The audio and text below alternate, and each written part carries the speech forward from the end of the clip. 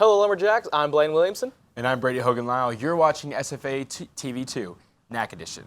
Today we will be covering how much Thanksgiving costs the average American this year, Martinsville moving to having all electric buses for their school district, Christmas light recycling, Black Friday transitioning to being digital, and the SFA Volleyball Championship game.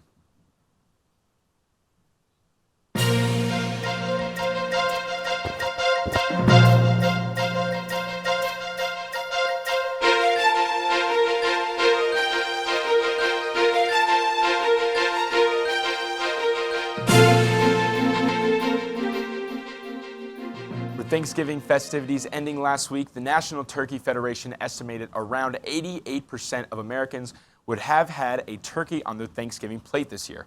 According to USDA, that means 46 million turkeys would have been gobbled up at Thanksgiving dinner. According to Finder, the Thanksgiving bird rose from $25.56 in 2022 to $27.90 in 2023. Over the last decade, the cost of a turkey has climbed roughly twice as quickly as inflation has, rising at a rate of 4.8% per year compared to 2.7% for inflation. Thanksgiving was a great time for most Americans this year, spending the holiday with great dishes and quality time with family. But with roughly 38 million Americans in poverty, many worried about the cost of this holiday. So let's help them enjoy their upcoming Christmas by donating to local shelters and food drives to make your East Texas family warm and welcome this year. Electric vehicles are on the rise, and a school district in East Texas became the first district in the nation to release the first wave of electric buses. The old diesel-fueled buses require tens of thousands of dollars worth of repairs and maintenance.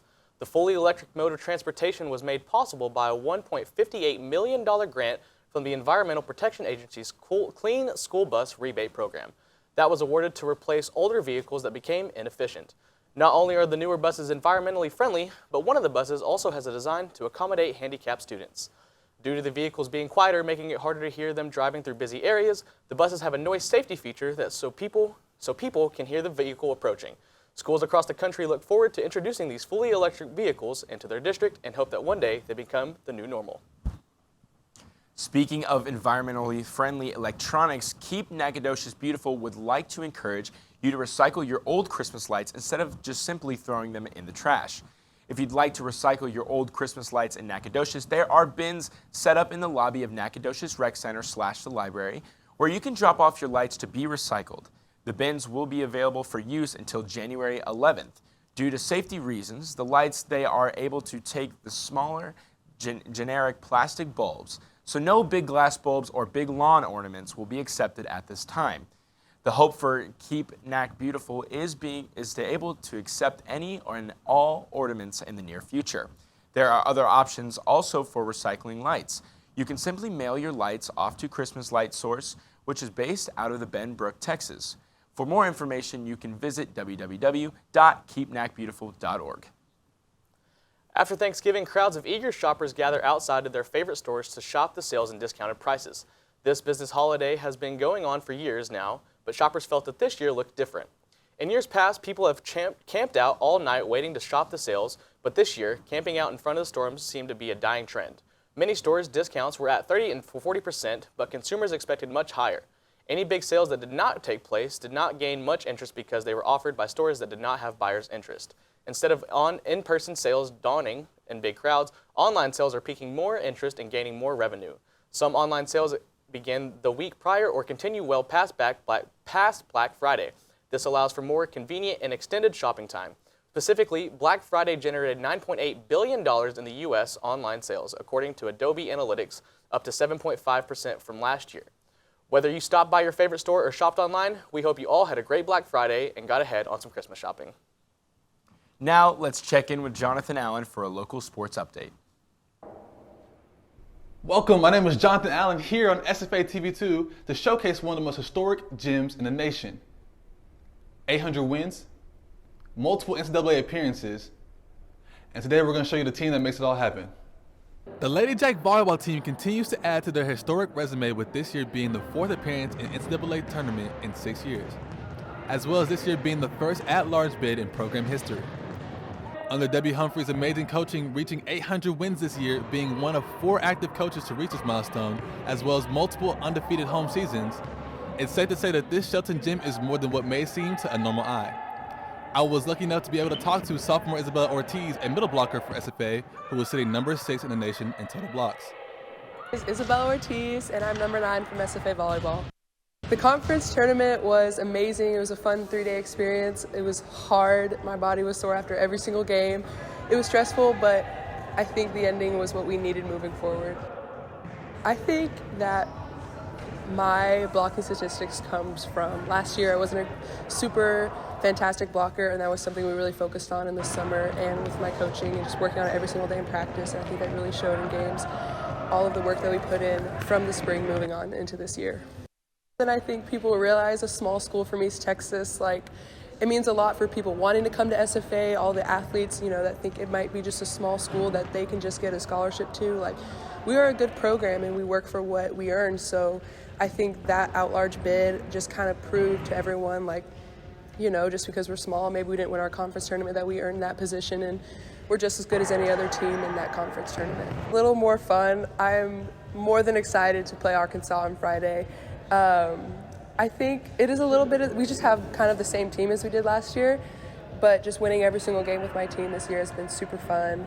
I love my teammates. They're my best friends on and off the court, so that has been an awesome experience. Arkansas has this fantastic outside named Jill. She is 5'9", but she jumps out of the court and she's just a dominant pin, but we got to figure out how to work with that. They have great offensive line, but so do we, and we have an even better defensive line, I think. So it's just going to be a cat and mouse game, and whoever has the best strategy, I think, is going to win that game. The SFA Lady Jacks will be versing the Arkansas Razorbacks at Arkansas this Friday, December 1st at 6 p.m., broadcast on ESPN+. My name is Jonathan Allen. This is SFA TV2. Blaine, Brady, take it away.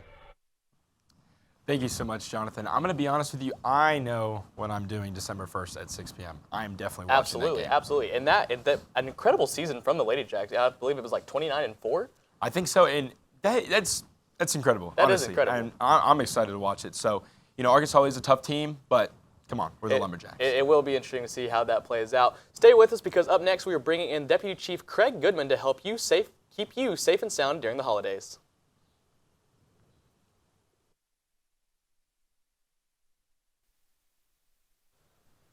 Welcome back to Nac Edition. With the holiday season in full swing, we are starting to see more and more decorations going up. While all of the Christmas trees, flashing lights, and inflatable Santas may show off your holiday spirit, it is important to remember stay safe while decorating.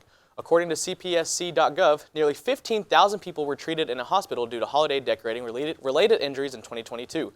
Today, I have Deputy Chief Craig Goodman to go over some safety tips to make sure that you stay safe this holiday season.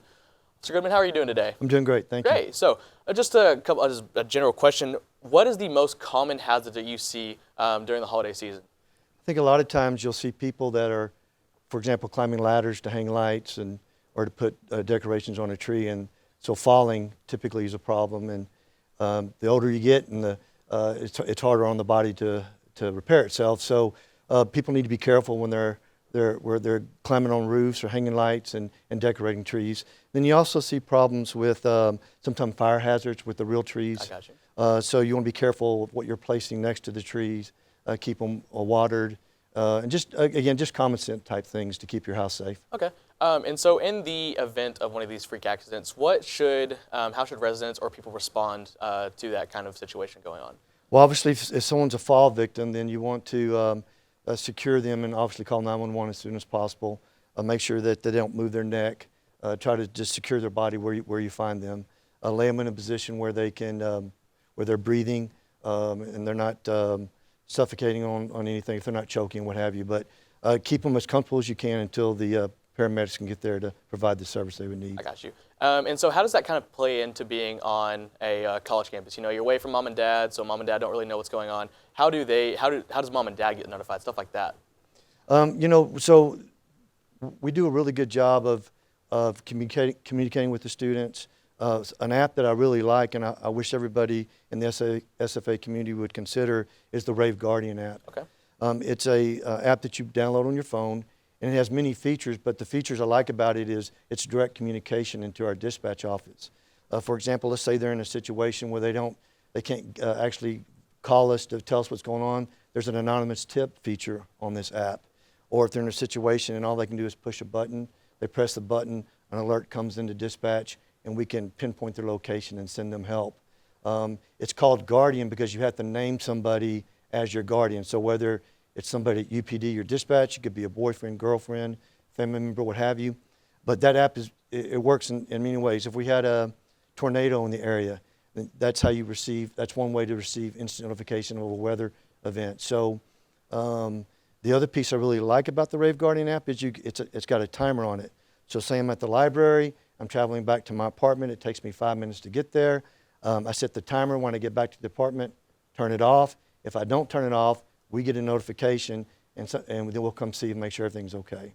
So it's a great app, and I hope the SFA community would consider downloading. It's free, and it's a great way to communicate. Absolutely. It sounds like a fantastic idea. That's an awesome thing, an awesome feature that I'm sure not many people know about. So thank you for shedding light on that. I kind of want to switch gears here. We talk about decorating. But you know, Christmas shopping as a whole is kind of crazy, especially with Black Friday, all the people kind of shoving and everything. So what holiday tips do you have to make sure you are safe during your Christmas shopping?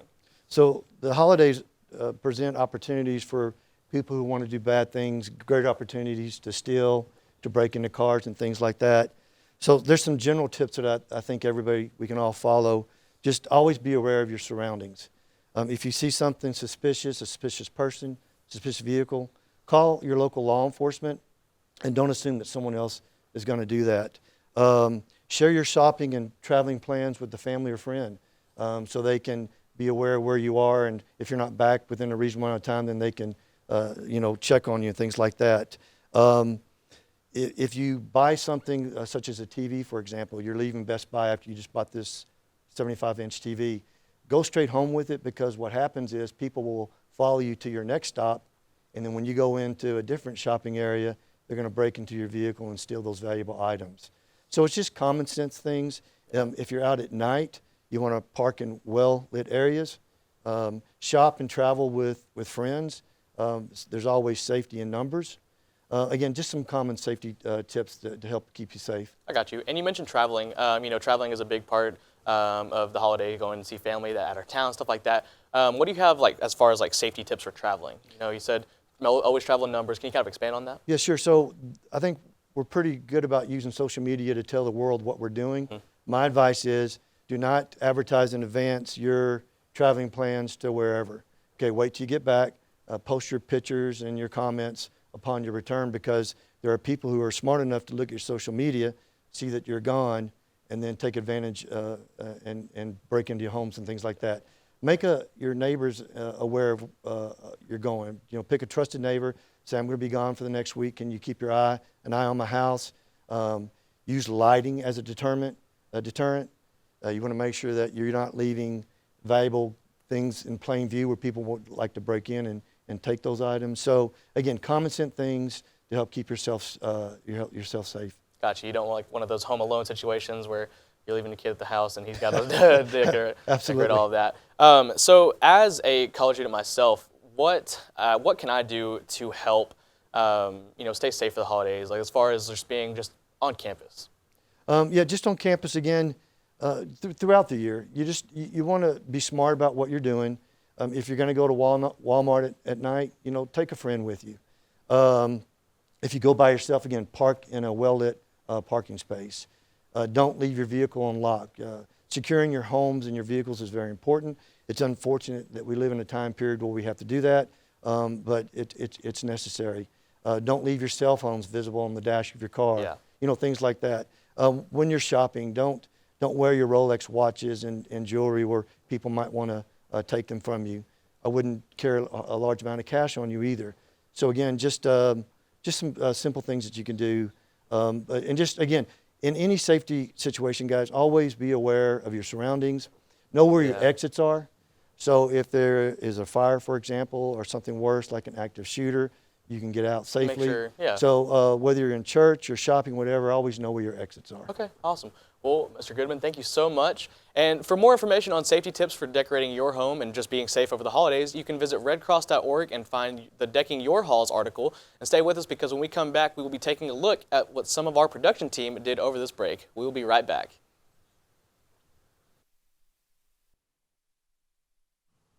Welcome back to Nac Edition. Let's take a look at one of the most popular Thanksgiving traditions, the turkey trot.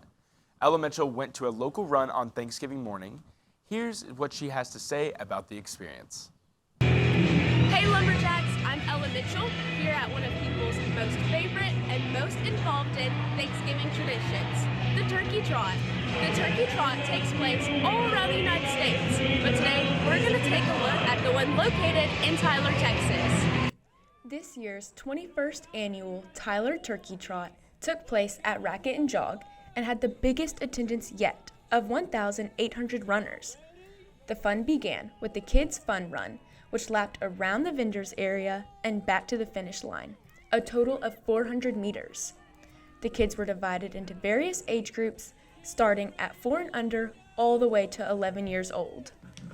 Tons of runners dressed up in holiday apparel to bring more fun to the day.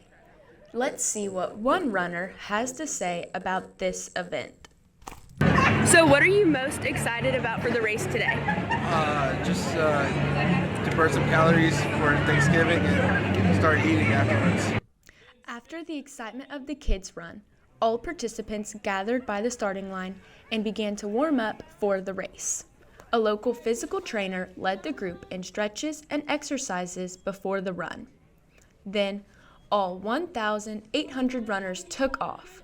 Some participants ran in the lead, and others walked to socialize with family, but everyone had a great time.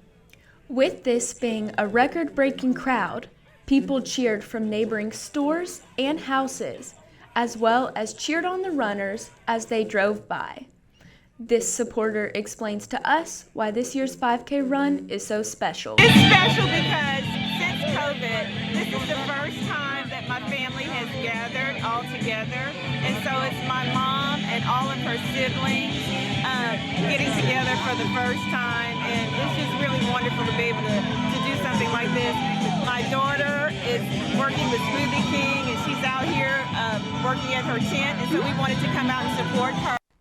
Then, before you knew it, runners were reaching the finish line. David Soto, University of Texas at Tyler student, placed first overall with a time of 14 minutes and 31 seconds. Landon Thornton was not far behind him, placing second with a time of 14 minutes and 33 seconds. For the women's division, Mallory Meredith placed first with a time of 18 minutes and 3 seconds. Let's see what one runner has to say. The part was that my whole family did it together, and now I get to go stand and wait and cheer for them. What a great way to start Thanksgiving morning. Thank you to all the participants who came out. And to register for next year's run, visit tylerturkeytrot.com. I hope you all enjoyed learning more about this holiday tradition, and we hope to see you next year. Happy holidays, and I'll see you next time at Nac Edition. We hope that everyone had a wonderful Thanksgiving with friends and family. Now let's take a look at some of how our very own Nac Edition crew enjoyed the holidays.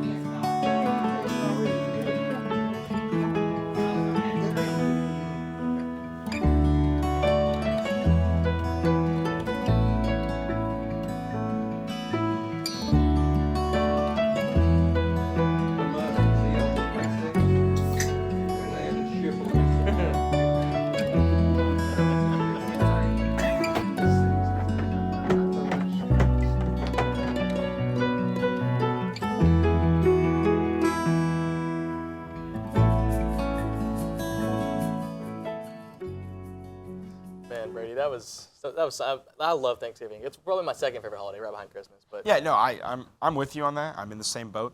It was a lot of travel for me. I was at the airport from 1 p.m. to 1 a.m. on Saturday, and oh my goodness. But you have a good-looking family. You have a good-looking family. Thank you. Yeah, of course. You too. I'm glad that I saw that you guys destroyed some meals. Oh, absolutely. Oh, yeah. Absolutely. I was like, man, what is your favorite holiday or Thanksgiving meal? Or Thanksgiving Okay, food? I'm gonna be honest. We don't serve turkey anymore. We just serve ham. Interesting. Ham is the best way to go. That's my opinion. What about you? So this kind of requires some backstory. So this year, me and my dad, we always fry turkey. We deep fry turkey, and we were on our way to Comanche, where my grandparents live. Love my grandparents, and we had the oil, we had the pot, the cooking top, had everything going good, and we got halfway down there. My grandma called. She's like, "Hey, you all ready to fry this turkey?" My dad goes, "Yeah, I think we're about ready." I forgot the turkey at home. Oh, so my goodness. we ended up not frying a turkey this Thanksgiving. But my meemaw, she made some fried chicken, and let me tell you what, homemade fried chicken, Brady. It was you saw the mac and cheese pot. You didn't see the fried chicken pot because it was empty. It was completely empty. I'm gonna be honest. Your family forgetting that turkey. That almost sounds like a Thanksgiving movie. So we might have to send that to Hollywood. You know what? It definitely could be a Hallmark movie. We'll see. We'll see. And one of my favorite parts about Thanksgiving is just being with the friends. And so, I'm glad to be here with you, Brady. Oh, for sure. And thank you for joining us on Nac Edition. And as always, Axum.